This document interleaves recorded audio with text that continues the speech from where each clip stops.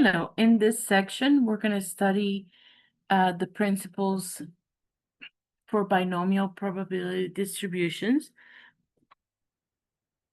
Excuse me. In particular, how to find the mean, the variance, and the standard deviation for a binomial distribution. So first of all, a binomial distribution is one where there are only two probabilities. We say probability of success or probability of failure. You know, a good example of that is the toss of a coin. There are really only two probabilities, heads or tails. So if you're aiming or you're wanting to get heads, that will be your probability of success. And getting the tails will actually be the probability of failure. So there's some notation that we use for binomial distributions and represents the number of times a trial is repeated. So in the case of the coin toss, how many times were tossing the coin? P is the probability of success in one trial. In the case of a coin, it's 0.5 for our success if we won heads, for example. In Q, the probability of failure is also a 0.5. But something that is going to be really important is for us to realize that these two probabilities added together equals 1. So a lot of times to find the probability of failure, we know P, the probability of success, so we subtract P from 1 to get Q.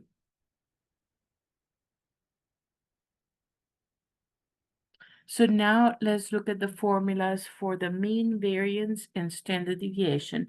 So the mean mu will be n times p, and I don't like the way that's cut off, but that's just how it is. So it's n times p, the number of trials times the probability of success. The variance, which is sigma squared, will be n times p times q.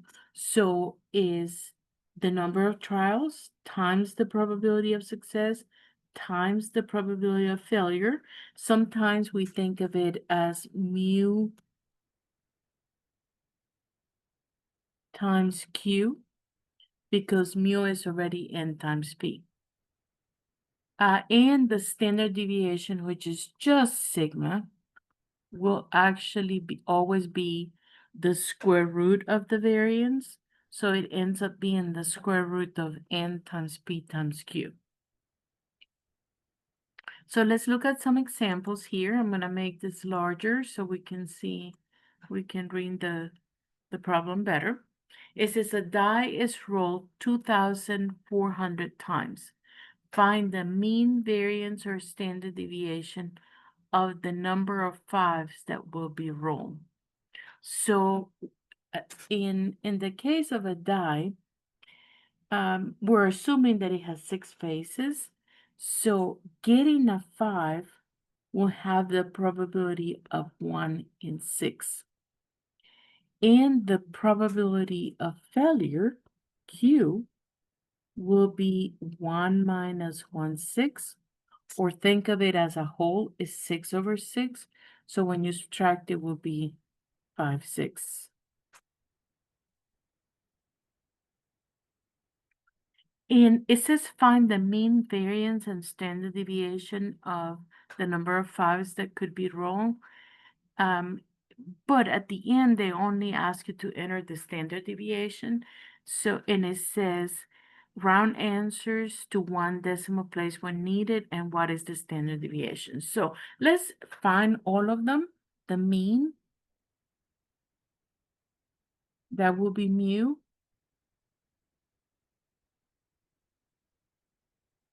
Equals n times p. So n is actually the number of rolls. So again, write that in here. but N is 2,400. So the mu will be 2,400 times P, which is 1/6. So you can actually enter it exactly as it is on the calculator if you like. 24,000 times then 1 divided by P. It talks about decimals, so we don't necessarily want to keep it as a fraction. So, and it turns out to be whole. So it's 400. So the mean is 400. Now, the variance is sigma squared equals N times P times Q. So then the variance is going to be N times P, which is already 400, just times Q, and Q is 5/6.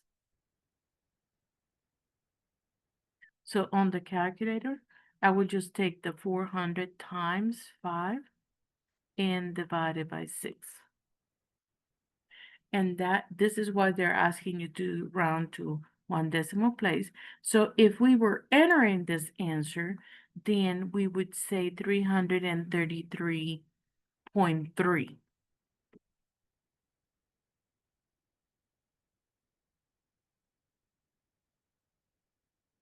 That would be the variance. Now, since the final answer is what they're asking you, and that is the standard deviation,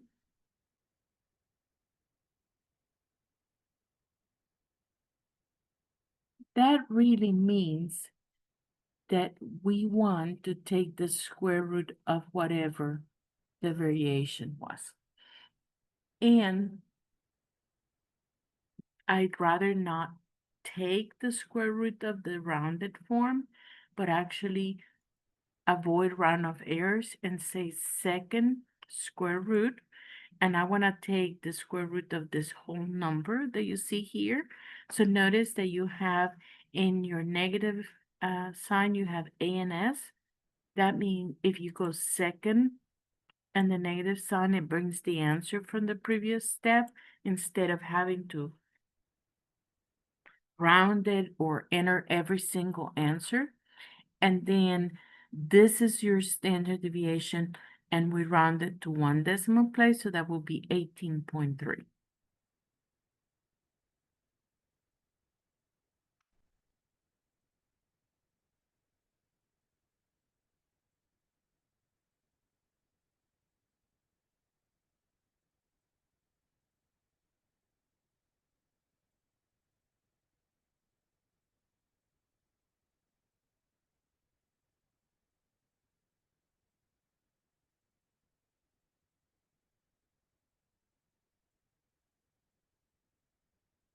Okay, so now we are looking at another example. This is question number 7. It says find the mean, the variance, and the standard deviation for the following values of N and P when the conditions for the binomial distribution are met. Round your answers to 1 decimal place. So we have N equals 500. P is 0.65. And I can actually find already my Q here.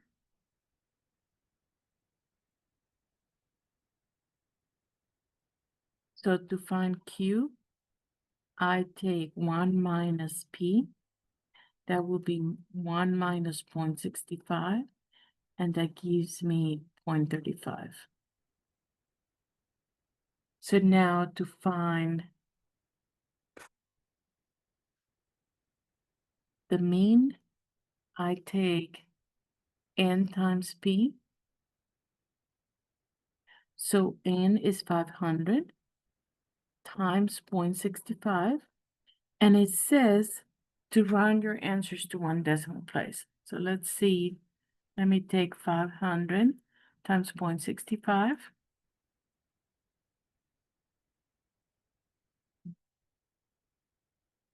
And that's gonna be 325.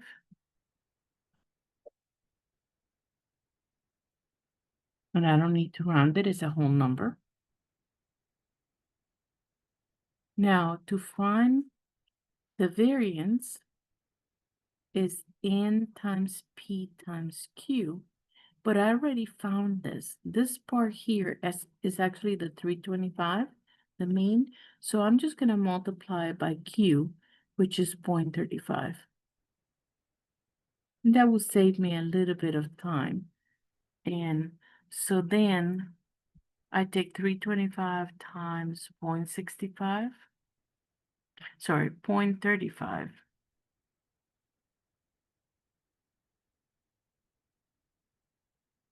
And that is 113.75.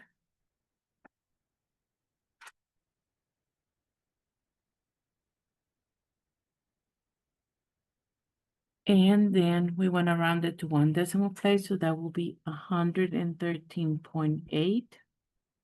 Now, to find the standard deviation, we're taking the square root of the variance, but I always prefer not to take the square root of the value that I rounded, but the value that I found for the variance before I rounded.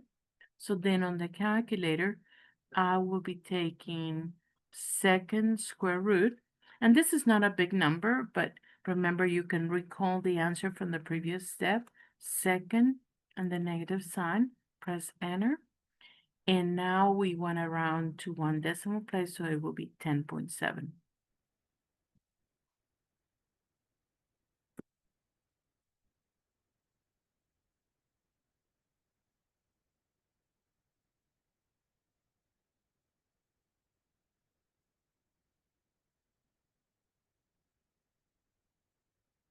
Okay, here's a similar example, except that you're given the probability in fraction form, and they ask you to find the variance, the mean, the variance, and the standard deviation, given that n is 300 and p is 3/20. So q will be found by 1 minus p, which is 3/20. You don't have to do it necessarily by hand, but this means 20/20. So when you subtract 3/20, you actually have 17/20. Okay, so to find the mean, you're gonna multiply n times p. And notice that it says round your answers to one decimal place. So even though they're fractions, we're gonna actually put them into the calculator and just get a decimal. So we have 300 times p, and p is 3/20. So let's enter that into the calculator. We have 300 times parentheses 3 divided by 20. Press enter, and it actually comes out to be exact. Now, for the variance, is n times p times q, but the n times p is that 45 that I found.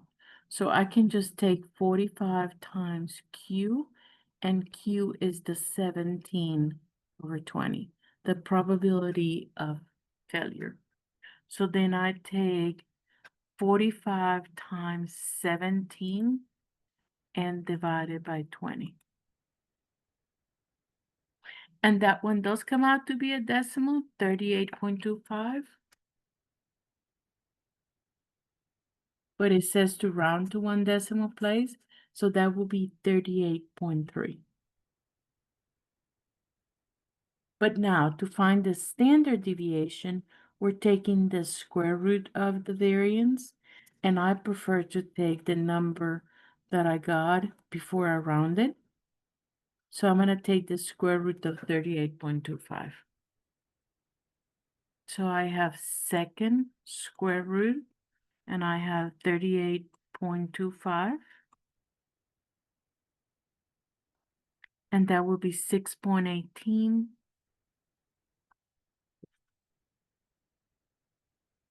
And if I round it to one decimal place, it would be 6.2.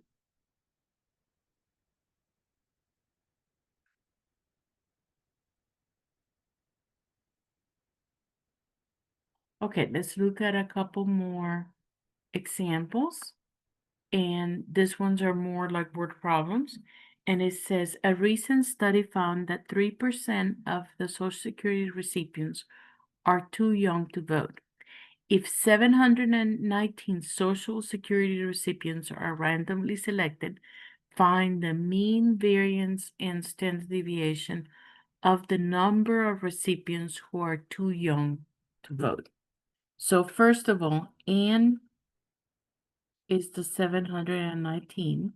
Since it says find the mean, variance, and standard deviation of the number of recipients who are too young to vote, then P is that 3%. So it's 0.03. Then Q is going to be 1 minus 0.03, and that gives you 0.97.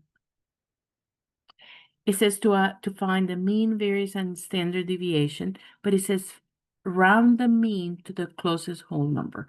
So when I find mu and I multiply n times p, I have 719 times 0.03.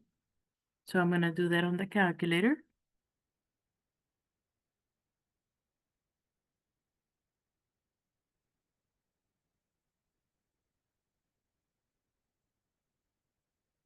And what did I do? Oh, too many time symbols. Okay, so 719 times 0.03 and is 21.57.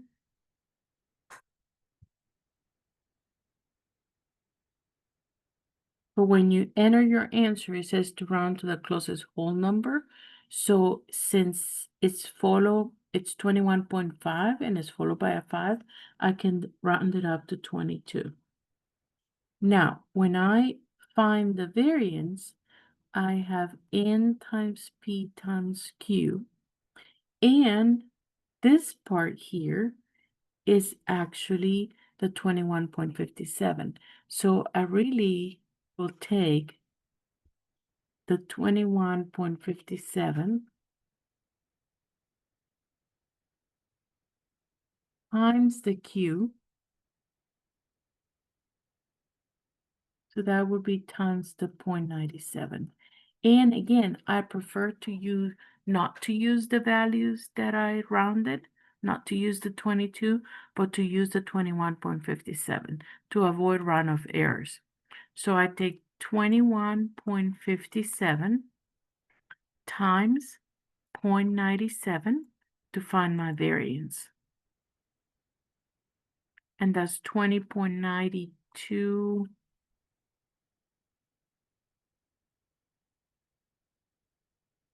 And notice that it says round the variance and the standard deviation to one decimal place. So then that will be 20.9.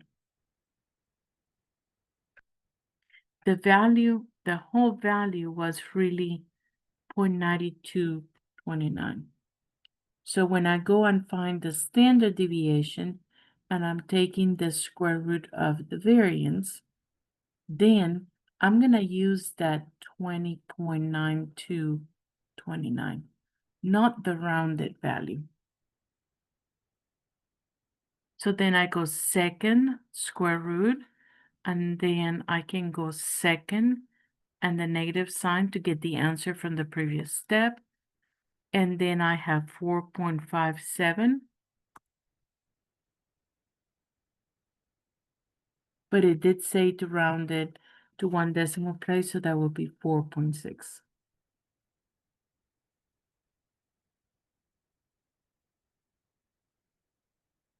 Now, in question number 14, it says, it's another word problem. They actually give us the percent. It says 55% of the citizens of a country favor spending government money to develop alternative sources of fuel for automobiles.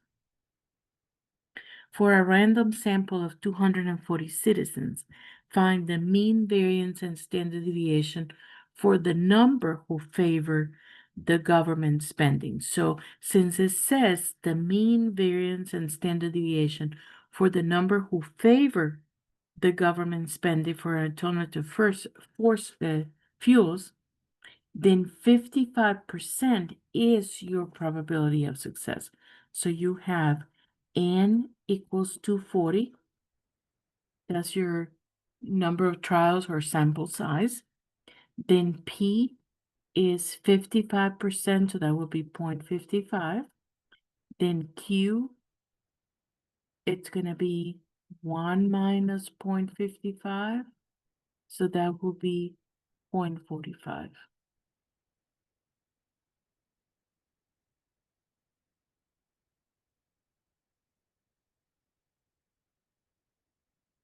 So mu will be N times P. So that will be 240 times 0.55.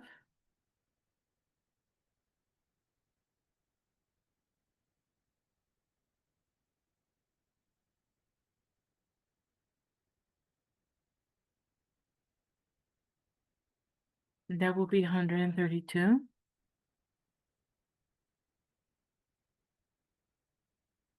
Then the variance is N times P times Q. Oh, and here it says to round the variance to 1 decimal place, the standard deviation to 3. I guess they knew this one was going to be exact, so they didn't give us any instructions. Okay, so now this will be 132 times Q, which is 0.45.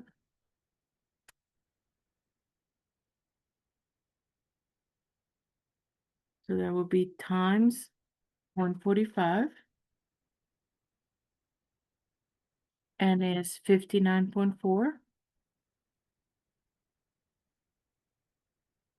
And it said to round it to 1 decimal place, so that's what we're gonna do. But the standard deviation is rounded to 3 decimal places. And the standard deviation will be the square root of that sigma, that sigma square. So that will be the square root of 59.4.